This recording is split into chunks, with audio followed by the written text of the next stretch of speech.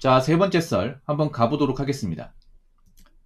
댓글 컨텐츠고, 영상 제목, 친구는 살고 있는 환경과 경제적 능력, 가치관 등이 비슷해야 친구란 타이틀이 유지됩니다. 끼리끼리라고 하죠. 라는 영상에 달린 댓글입니다. 저는 친구가 어릴 때 친구하고 약간 나이 먹을 때 친구하고 좀 느끼는 감정이 다른 것 같아요. 많이 다르죠, 여러분? 우리 어릴 때는 자주 보고 이제 한 학교 다니고 하다 보니까 볼 기회도 많고 어울릴 기회도 많고 소통할 기회도 많단 말이에요. 그래서 고민도 많이 털고 이제 뭐 게임 같은 거 같이 하고 어울릴 경우가 많았는데 나이 먹으면 그럴 경우가 많이 없어지죠, 여러분. 뭐 심지어는 안 보고 사는 경우도 있고. 어릴 때는 왜 그렇게 친하게 됐냐?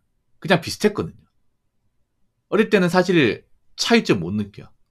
그냥 차이가 있다면 공부를 잘하고 못하고 그 차이만 있을 뿐, 같은 학교에 같은 교복이 입고 같은 시간대 수업 듣고 하다 보니까 뭐 크게 어떤 차이가 난다는 생각을 못 가져요. 그렇지 않습니까? 그러니까 이제 서로 통하는 것도 많이 있고 같이 어울리는 거죠. 근데 나이 먹으면 그렇게 안 되죠. 나이 먹으면.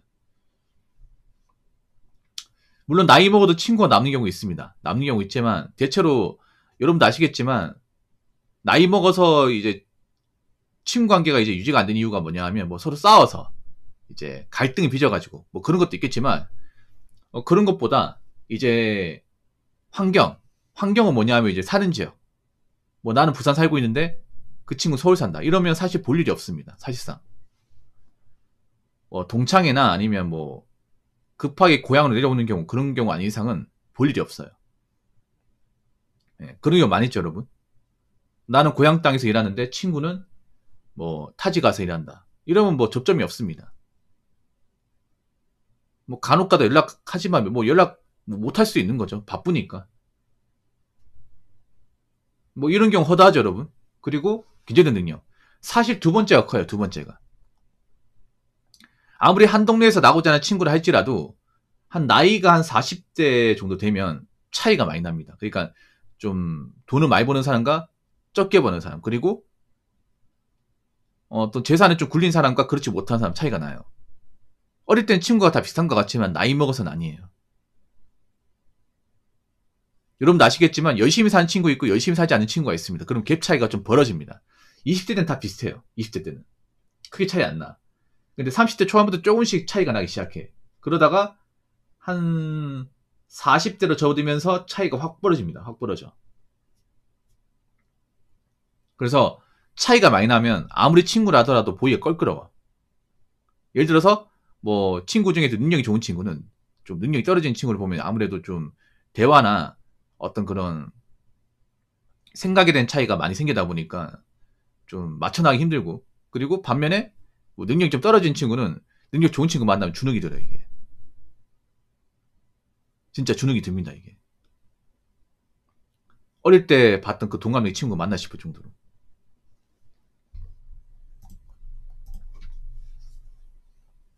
가치관, 예, 가치관도 변해요. 변할 수밖에 없어요. 이게 그 가치관 변한다고 해서 나쁜 게 아니에요. 왜냐하면 아무래도 뭐 직업적으로 다르고 이제 살아가는 환경이 다르게 되면 가치관도 변합니다. 변할 수밖에 없죠. 가치관은 능력 환경에 따라 충분히 변할 수 있는 겁니다.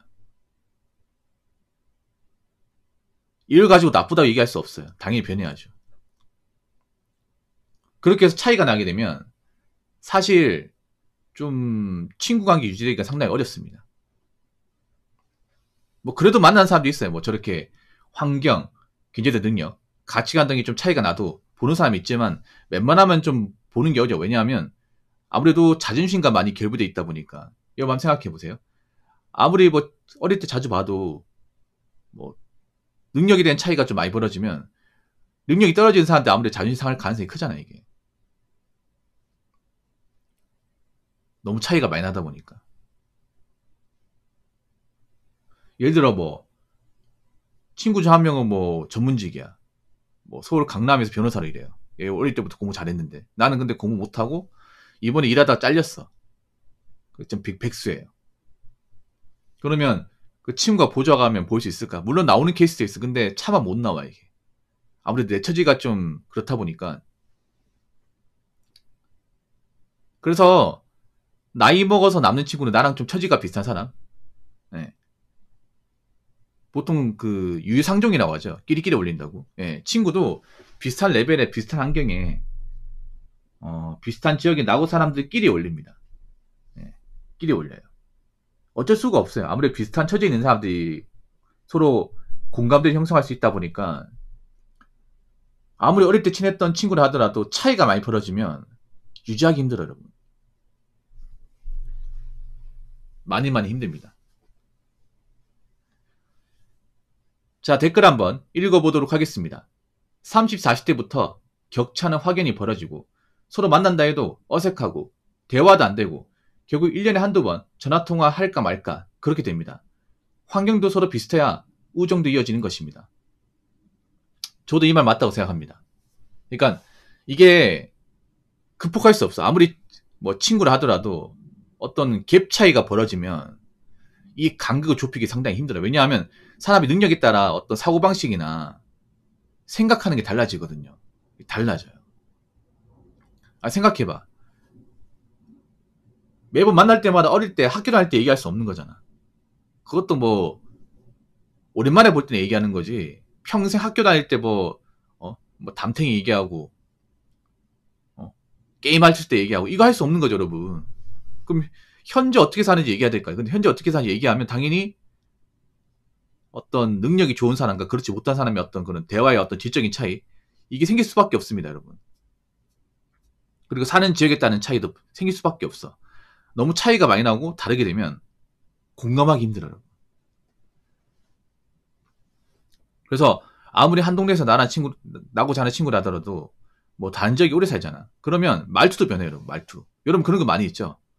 예를 들어서 뭐 얘가 지방에 살았는데 뭐 서울 가서 한 10년 넘게 살다가 뭐 동창 모임에서 만났어요. 개 모임 만났어. 근데 완전 다른 사람인 거예요. 옷도 다르게 입고 외모도 좀 변했어. 거기다가 말투도 달라. 그러면 친구 같지 안 느껴져요. 거리감 느껴져. 얘가 어릴 때 알던 그 사람이 맞나? 그 대화를 해보면 완전 다른 사람이야. 서울물을 못 따보니까 그 서울 사람 특유의 그 깍쟁이 많이 생겨버렸어. 그래서 보기 껄끄러워 이게.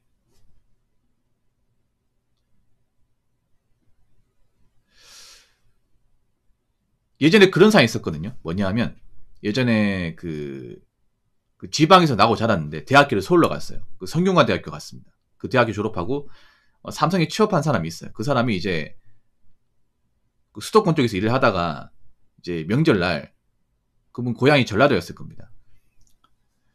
고향에 내려와서 친구를 봤는데 친구들이 나를 껄끄러워한대요. 보기 싫어한대. 뭔가 배척하는 분위기 생겨가지고 왜 그런지 저한테 그 사연으로 보냈던 적이 있었거든요. 근데 저는 알겠더라고. 왜냐하면 그분이 자기가 좀 그래도 친구 중에서 좀 난 놈이다 보니까 공부를 잘하고 좋은 대학교 나왔고 좋은데 이래가지고 좀 돈을 좀 버는 케이스다 보니까 약간 친구를 훈계를 해. 볼 때마다. 한심하단 듯이. 근데 생각해봐. 뭐 그분 입장에서는 뭐 그렇게 보일 수 있겠지만 친구도 나름 자존심이 있어. 아무리 뭐 지방에서 본인보다 뭐 낮은 급을 받는다 하더라도 자기 직업에 대한 프라이드가 있단 말이야. 근데 그런 거 건드리면 안 되지. 여러분 이런 경우 많이 있어요. 여러분 친하다는 이유만으로 뭔가 상대방의 어떤 직업이나 그 사생활을 함부로 얘기하는 케이스가 많아. 친구가 오히려 나이 먹으면 친구가 껄끄럽다 얘기하는 게 뭐냐 하면 어릴 때 아무래도 허물없이 지내다 보니까 말을 좀 쉽게 합니다. 필터링 없이. 그러다가 싸움이 나는 경우가 정말 많습니다. 이거 많이 공감하실 거야. 특히 남자분들. 그러니까 뭐냐 하면 우리가 사회에서 만난 사람들은 나는 그래도 프라이버시 같은 건 좀 조심합니다. 남의 집안 문제나 어떤 직업적인 부분에서 함부로 얘기하지 않습니다. 근데 보통 친구들이 함부로 얘기합니다. 친구들이. 잘 알다 보니까. 이 정도는 이해해 주겠지 생각하고 보통 친구들이 막 직업 무시하고 함부로 얘기하고 이런 케이스가 더 많거든. 예를 들어 이런 거죠. 어떤 친구가 이제 중소기업 다녀. 중소기업 다니기 힘들다 그래. 한 말 뭔지 아세요? 야, 너는 왜 그딴 데 다니냐? 그러니까 학교 다니지 공부 좀 하지 그랬냐? 너 평생 그러고 살 거야? 어휴, 답답하다. 이렇게 얘기하면 싸움 납니다. 야, 내가 너보고 일자리 구해달라 그랬어? 그냥 그렇다는 거 아니야. 근데 말을 왜 그딴 식으로 하냐. 뭐 나같이 뭐 중소기업 일하는 사람도 아니냐? 아, 그러게 내가 학교 다닐 때 공부를 하고 있잖아. 나 봐봐. 나 그래도 괜찮게 다니잖아. 이런 말도 못하냐? 이러면 싸운다니까, 여러분. 이게 정말 많아, 여러분. 제가 말한 케이스. 이거 한번 싸우잖아. 안 봐요, 여러분. 자존심 스크래치 내잖아. 그때부터 친구가 아니야. 근데 이런 경우가 정말 많아요, 여러분. 이게 진짜 많습니다. 남자 사이에 정말 많아요. 이런 것 때문에 껄끄러워서 안 보는 케이스도 있어. 여러분 그런 경우 있어. 뭐냐면 보통 친구 중에 좀 잘 나가면 뭔가 좀 찍어 누르려고 하는 사람도 있습니다. 자기가 능력이 좋으니까. 좀 갑의 위치에 서려고.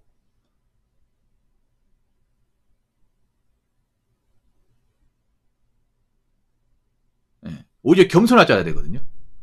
근데 제가 봤을 때 좀 그런 게 없어요. 보통 한국 사람들. 특히 친구들 사이에서 그런 게 없어요. 내가 좀 잘 나가면 좀 겸손하고 좀 배려해줘야 되는데